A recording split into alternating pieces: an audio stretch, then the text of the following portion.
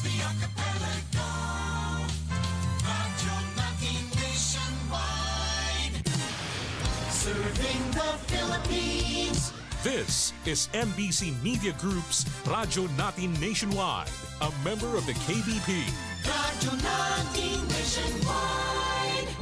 Anya na ang programa sa radyo nga muhatod kaninyo og eksaktong serbisyo. Serbisyong totoo para sa tunay na pagbabago with Governor Gerard Roger Espina. Ang programang sa katawhan mo serbisyo. Serbisyong totoo para sa tunay na pagbabago with Governor Gerard Roger Espina. Kauban sila si George Manco, Jean Sanjurjo o Elizabeth Sana. Serbisyong totoo para sa tunay na pagbabago with Governor Gerard Roger Espina. Matag Huwebes alas 11 hangtod sa alas 11:30 sa buntag, dinhi lamang sa Radyo Natin FM.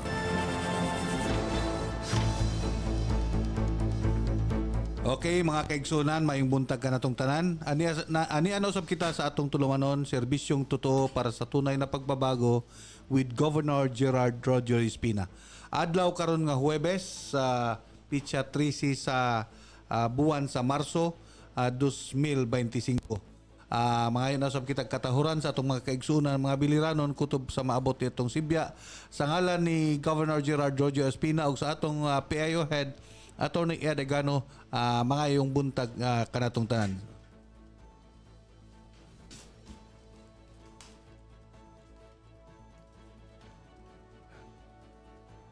Good morning. Good morning mga biliranon. Niyasab kita sa atong programa nga Serbisyong Totoo para sa tunay na pagbabago with Governor Gerald Roger Espina. Kini si Elizabeth Sana sa mayong buntag.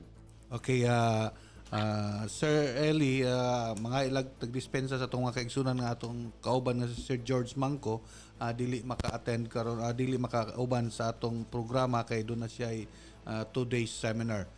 So ato lang katagan og gamayng recap ang atong programa sa miaging semana.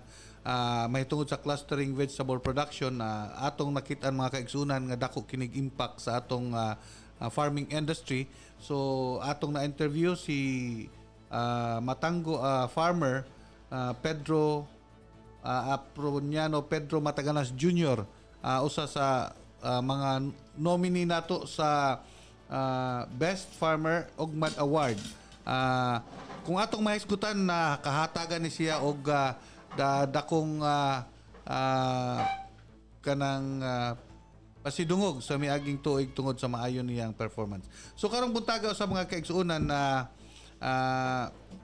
doon na kita yung mga bisita sa duha ka police station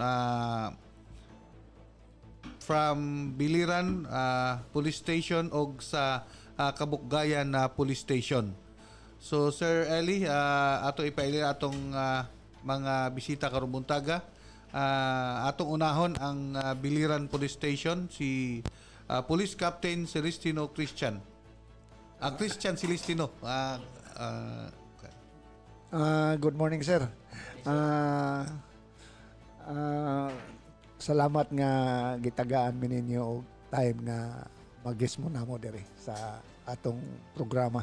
So pahatago na to og statement ang atong bisita. Pwede magtagalog kay I think nga Tagalog ni si Sir Celestino Christian. Yes, sir. Tagalog. Tagalog po, sir. Sorry. Sige po, sir. Sa lahat po ng taga-Biliran Province, magandang umaga po. Ako po si Police Captain Christian Celestino, the current Chief of Police of Biliran MPS. Maraming salamat po. Yes, ang usa sa atong bisita, Sir Eli, si Police Captain Ruel M. Sitoy from Kabukgayan Police Station. Good morning, sir. Good morning, sir. Good morning, Biliranon. Ako si Captain Ruel Mariano Sitoy, ang Acting Chief of Police Yanahan, Kabukgayan. Maupay nga aga atong natahan. Yes, nagpasalamat kita sa mga kaigsunan nga ni guest kini ang atong duha ka mga police chief sa duha ka station sa atong duha ka mga lungsod sa probinsya sa Biliran, ang lungsod sa Biliran ug lungsod sa Kabukgayan. Siguro Sir Eli, atong pahatagon sa ilahang situationer, especially karon nga hinangat ng election, unsay situation sa tagsa-tagsa nila ka police station ug unsay ilahang mga gihimo nga mga lakang isip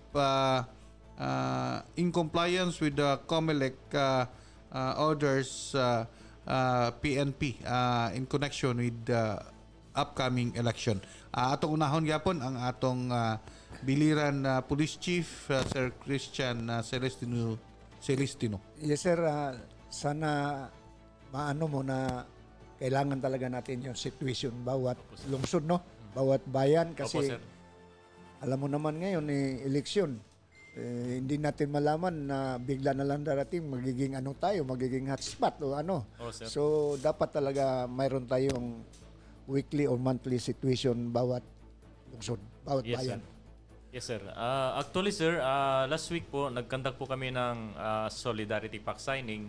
So, bali, nilihakon po ng mga iba't ibang government agency.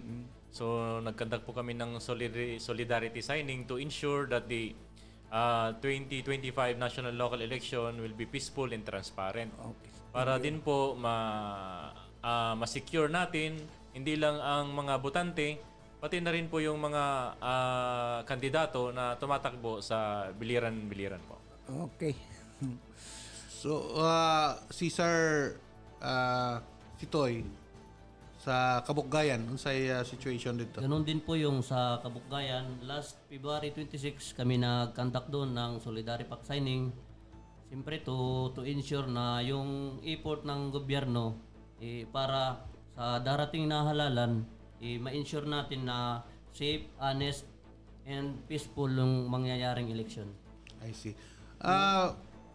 Sa preparation, sir, sa mga unsay mga activities ninyo sa inyong tagsa-tagsa ka mga area of responsibility in connection with the election? So, ako muna Sir. ako na yung sasagot, sir. Okay, sir. So, aside from daily checkpoints natin, 2 beses yan sa isang araw, nakakandak po tayo ng mobile patrolling, foot patrol, may mga deployment po tayo sa mga certain areas na nakikita natin na baka posibleng magkaroon ng insidente. So para maiwasan, yung kapulisan natin nandyan po araw-araw. Tanong ko lang sir, ito ba sa buong probinsya, bawat bayan mayroong mga ganyan mga ano nyo na signing of parang ganyan Solidarity Pact signing. Solidarity Opo, sir, Pact. meron po, sir. Bawat munisipyo po. Nagkandak po ng okay, Solidarity okay, Pact okay. signing. Actually, sir, after ng Solidarity Pact signing, nag-schedule din po kami ng covenant signing together with the COMELEC. Tapos, bali, isahan na lang po na activity, covenant signing, at the same time, unity walk po. Kasi mayroong iba kasi diyan kasama yung sa simbahan, mga priest na. Opo, sir. Actually po, yung covenant signing po, may kasama pong mga okay. iba-ibang Sectors. sectors ng religious sectors po. Salamat ano. I Opo. see. Ano na yun, Mit? Bali, ano yun sa may, aside from covenant signing, Candidates Forum, Unity Walk, and Peace Rally.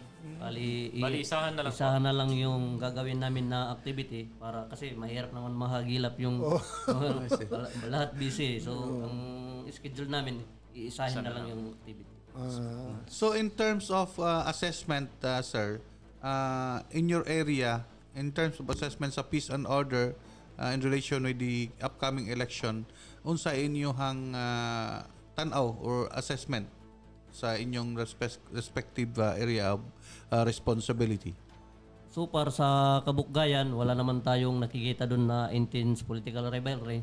Pero siyempre, hindi po tayo magkukumpiyansa. Patuloy po yung kapulisan natin na magbabantay. So, generally, peaceful naman po yung sa Kabukgayan. How about Biliran? Sa Biliran po, kahit po na walang kalaban yung mga tumatakbong kandidato natin sa Biliran, hindi pa rin po kami nagkukumpiyansa na tahimik. So, patuloy pa rin po kami na nagkakandak ng mga patrolling, beat patrol, twice a day checkpoint para po masigurado na talagang wala po talagang peaceful, wala pong mangyayaring gulo o krimen. So actually po overall po ang biliran-biliran peaceful po ang situation. I see. So, in terms of insurgency, sir, wala ba kayong mga problema sa respective area ninyo? So far, yung buong biliran, wala naman tayong namumonitor na sa insurgency. Pero just the same, hindi po tayo magkumpiyansa kasi malapit lang sa atin yung summer areas. Masbate. So, yung Masbate. So, hindi po tayo yung kapulisan hindi po nagkumpiyansa dyan. So, monitor po rin natin lalo na yung mga ports. May intel monitoring pa rin tayo dyan. Kasi sa mga previous years, mayroon tayong mga nabalitaan na parang ganon, pero hindi naman ibig sabihin na saturated tayo dito, pero na lumabas na itong Biliran province is a transient, dadaan lang. Parang Opo, sir. Parang recreation area nila. Dito sila magpahinga, dadaan. So, transit point ng mga rebelde. So far, sir, sa inyong mga activities dito sa inyong respective police station, unsa may mga natanawan ninyo nga mga problema sa inyong tagsa-tagsa ka mga area? Sa Kabuggayan, actually, hindi lang sa Kabuggayan to ba, parang buong biliran to. Yung nakikita natin, yung sa traffic talaga. Yung mga kababayan natin, hindi pa rin sumusunod sa batas na kailangan talaga. So, mag-helmet. Kaya yung ginagawa ko sa Kabuggayan, in-implement ko yung local traffic ordinance nila. Naninigit po kami sa checkpoint. Sa Biliran, Sa Biliran din po, ganun din po ang sitwasyon. Marami pa rin po tayong mga kababayan na Bilirano na hindi po talaga sumusunod sa batas trapiko.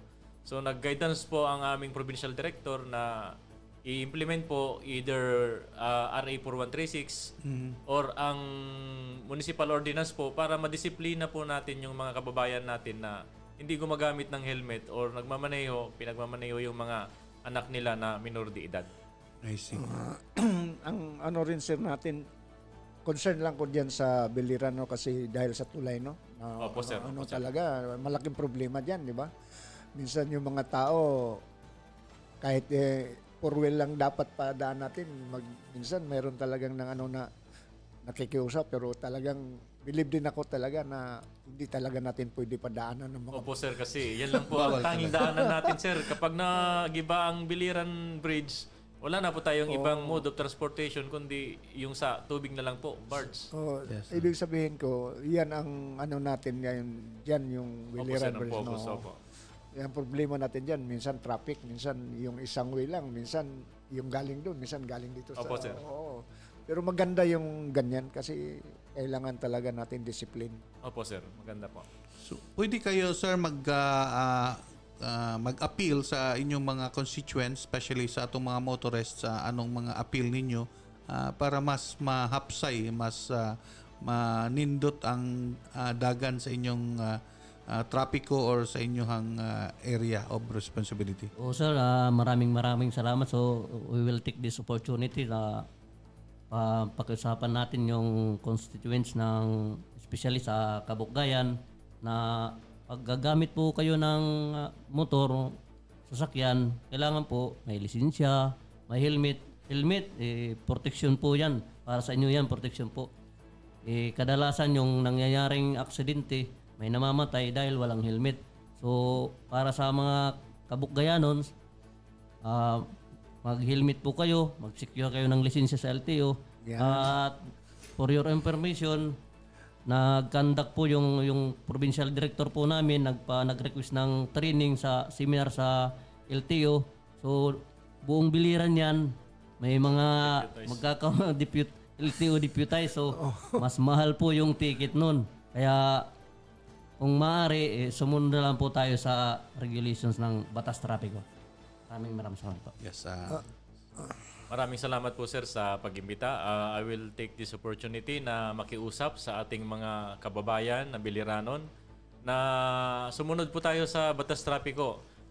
mag-secure po tayo ng ating mga dokumento, lisensya, rehistro ng motor, at unang-una po yung helmet po.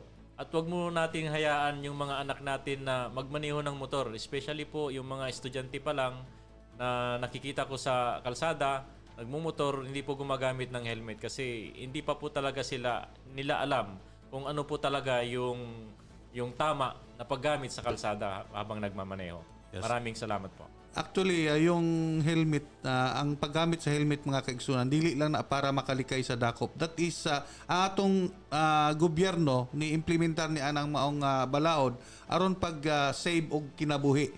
Kay once madisgrasya ka, ug naa kay helmet, dako kayog chance nga ma-save imong kinabuhi. Pero ug wa kay helmet, delikado kayo imong kinabuhi kay imong ulo walay protection. So dili lang kana aron malikay ka mo di ka mo madakpan para di mo madakpan, magsulob mong helmet, pero para na sa inyong kayuhan mga kaigsunan. Correct na. Dapat talaga. At saka importante, ang atong mga anak, mga estudyante, kailangan mag-drive og motor, kumpleto sa papel, may rehistro, may lisensya, helmet. Kasi mahirap na pag may checkpoint, natsutsok dito, dili makalaagi, kay nagpuno dito, nahadlok nga madakpan. So, importante sa atong mga ginikanan, i-secure nyo lisensya, helmet, rehistro ang inyong motor bago ipagamit sa ating mga anak o sino man nga gumamit ng motor o ano pang sasakyan diyan, hindi lang motor, kailangan complete tayo sa papers na may lisensya, may rehistro. So ingana na lang para kung ano man ang mangyari, wala tayong panagutan sa batas. Yan lang ang sa akin. Yes, may concern lang ko, sir. Ato natanawan, di lang ni problema din sa kalungsod. Maybe sa tanang lungsod din sa itong probinsya. Sabi lang, kaning atong mga kabatanunan magsuroy-suroy gagabi. I don't know if na ay curfew ordinance sa inyohang area, sir? Sa Biliran po, sir, meron pong curfew, alas 10 po. After po ng alas 10, nagpapatrolyo na po yung kapulisan natin kung meron pong mahuli o maaktuhan ng mga bata sa labas. Ini-encourage po namin umuwi o rinahatid po pag hindi po ano. Yes.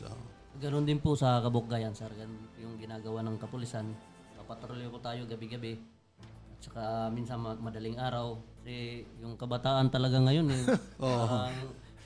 siguro kasi cellphone. Kaya just ganun na rin yung mga magulang sana supervise niyo po yung mga anak niyo, lalo na yung mga minor de edad. So at least nga congratulations nga ang inyong areas nakita nato nga maayo gyud ang ilang mga activities based sa inyong mga leadership as police chief. So hinatunta nga magpadayon ang kalinaw sa inyong tagsa-tagsa ka mga areas. So pwede makahatag ka mo parting statement, sir, sa atong mga kaigsuonan. O naaba mo ihatag pa nga report, sir? Wala man, sir. Wala. So ikaw, sir. Okay, maraming salamat po sa pagkakataon ito, sa pag-imbita po sa amin dito. At sa mga kababayan po natin dito sa buong Biliran, sumunod lang po tayo sa batas trapiko, sa checkpoint po, lalong-lalo nagkakandak po tayo ng community checkpoints. Paki-ready na lang po yung mga papilis nyo para hindi po kayo maabala. Maraming salamat po. Okay, sir. Sa akin po, sa ating po mga kababayan na sa Biliran Province, makipagtulungan po, in-expect po namin ang inyong kooperasyon kapag nagkakandak po ng checkpoint, maki-cooperate na lang po. Bali, sa safety nyo lang po ang iniisip namin para hindi po kayo, wala pong anong mangyaring masama sa daan. Yun lang po. Maraming salamat. So, daghang salamat sa atong mga bisita, si Police Captain Christian Celestino og sa atong Biliran Police Station og sa kang Police Captain Ruel Sitoy sa atong Kabukgayan Police Station. Puros ni sila mga chief. So, daghang kay salamat, sir. So, in case nga doon na mo'y concern, so doon na mo'y gusto nga ipaabot, open ang atong programa aron na makahatag mo sa inyong gusto nga ipaabot sa atong mga kaigsunang mga Biliranon kutob sa maabot sa atong Sibya. So, daghang kay salamat, sir. Maraming salamat din, sir. Nagpasalamat din talaga ako na mayroon tayong na guest dito para concern ko talaga yung minsan mag-checkpoint tayo. Opo, sir. Nakaabala talaga. So, anuhin natin na talagang maalis natin yung mga ganyan sitwasyon na dapat ma-reduce natin yung mga suga dito na kuan. Saway naman. Opo, sir. Salamat ha. Maraming salamat po. Thank you, sir. Thank you, sir. Thank you. Sir, sa ulitin. Okay, mga kaigsunan, nato lang i-recap ug mohatag kitag mga importante nga mga announcement may tungod sa mga activities sa atong provincial government. Atong i-recap sa miaging sima ng mga kaigsunan ang nahitabo sa atong programa, and pasalamat kita sa kang Sir Brian Sinangguti nga mao'y naghatag sa atong guest sa maging semana. Sir Eli, doon na tayo mga activities ang atong Biliran Pop Music Festival karong Marso 14, 2025. Grand final na kini. Meron tayo mamaya, di ba? Bell Pop. So, ang grand prize ni ini, ang grand champion 50,000, second prize second place 30,000, third place 20,000, and 5,000 ang consolation prize. So doon ay mga special awards, doon ay audience Asan dito yung so ang special awards na to, doon ay audience choice award, doon ay 5,000, best interpretation 5,000, best martial best musical arrangement 5,000, and best music video 10,000. So nindot kini hinautontag mutambong kamo nining maong activity sa atong provincial government diha sa atong provincial capital ground, mga kaigsunan. Ang ato usab Governor Sir Eli, dunay announcement atul sa Women's Month ni adto kagahapon. So dunay announcement nga doon na siya initiative pagtukod sa Biliran Center for Women Empowerment. So dako kining area diha sa atong provincial capital. So daghan kining mga mahatag nga mga benepisyo ngadto sa atong mga women's dinhi sa base sa proposal ni Gov. Gerard Roger Espina, mahimo kining training hub for skills development and livelihood programs alang sa atong mga kababayan, ug mahimo kining manufacturing and processing area for women-led products and businesses. Mahimo sab kining support center for stress debriefing and counseling. Ug mahimo kining luwas nga lugar, safe space for women to grow, heal, and thrive. So, nindot ka na, Sir Eli. So, ganyan talaga. Yun yung ibig sabihin natin, serbisyo totoo talaga sa tunay na pagbabago, di ba, Sir Jen? Yes, nindot kining initiative, kay kining area, kaning dating feed mill, idol na yun kini. So, iya kining propose nga i-revive, ug mao kini ang katuyan. Kay doon naman kita ay provincial center for senior citizen. So nakahunaw na sa atong batanon nga governor nga maghimo sa siyang provincial center for women. So women empowerment ang iyahang gitukod. And aside from that, Sir Eli, do na tay Biliran Franchise and Business Expo. First time gini nga nahitabo ni sa atong probinsya karong Marso 14 hangtod March 16. So, naay mga franchising diha mga kaigsunan. So, kung doon na mo yung mga dagkong puhunan o dagkong kwarta diha nga natug lang sa bangko, idol sa bangko, pwede mo franchise. So, attend mo ni ana ug doon na sad mo yung masaksihan nga mga expose sa mga naglain-lain mga dagkong negosyo dinhi sa atong probinsya sa Biliran, and mga franchising gikan sa mga nagkadaing-daing lugar sa atong probinsya. Ug dili sa outside Biliran, mga like Big Mac ug uban pang mga franchising business. Anuhin na natin yung magandang oportunidad. Kung sino yung medyo mayroong pera, mayroong kayong naano diyan, pwede tayong mag-apply diyan sa atong provincial government.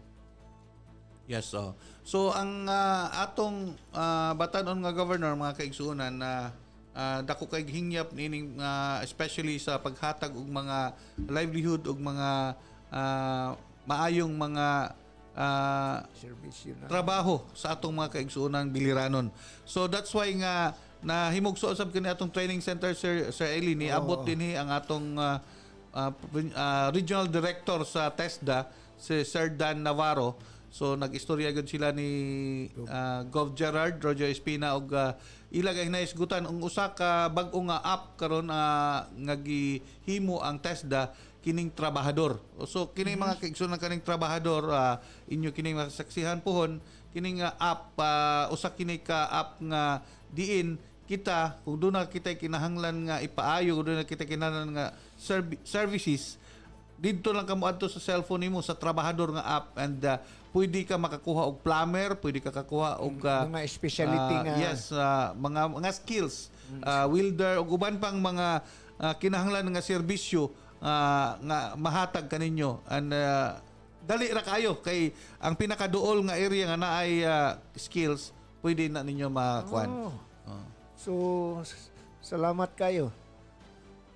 So mga kaigsuonan, ang atong training center sige nagsugod og mga trainings, and dunay mga opportunities nga ihatag kaninyo ang atong provincial government, and inyo lang tanabantayan ang atong mga announcements aron na maka-avail kamo sa atong mga livelihood and skills trainings ug uban pang mga livelihood programs.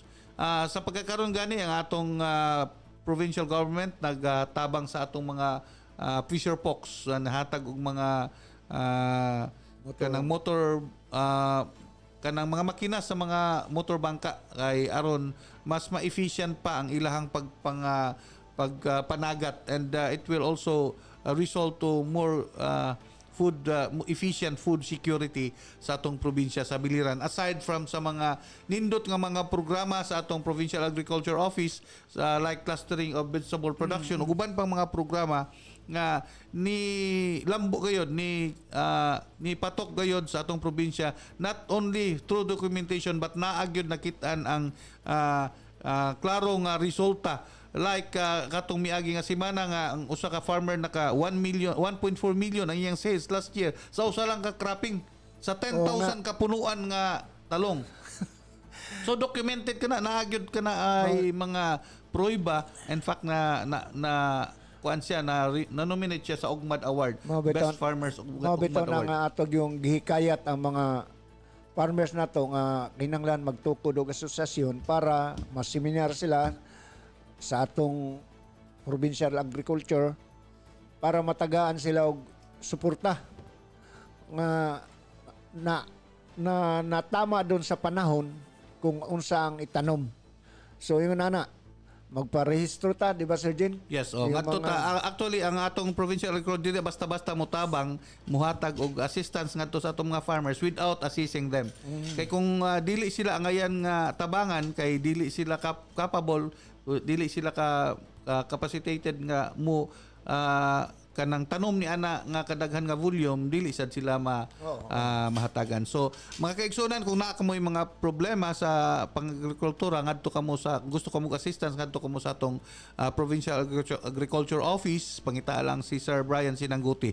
Approachable kay na siya, mutabang gyud na siya. So siguro Sir Eli, murag wala na gyud tay panahon na napupos na itong 30 minutos nga programa. Manamilit na usab kita sa atong mga kaigsunan santod sa sunod di kayon sa ngalan ni Gov Gerard Roger Espina ug sa atong PIO head Atty. Edegano, kini inyong alagad Jean Sanjorjo, manamilit na usab kaninyo hantod sa sunod higayon sa samag gyapong takna og istasyon. Daghang salamat ug maayong buntag kanatong tanan. Okay. Abangan na po ninyo sa sunod Huwebes 11 AM. Maulang gyapon ang atong programa Serbisyong Totoo para sa tunay na pagbabago with Governor Gerald Roger Espina. Salamat po. Good morning. Good morning. Thank you. May picture tayo.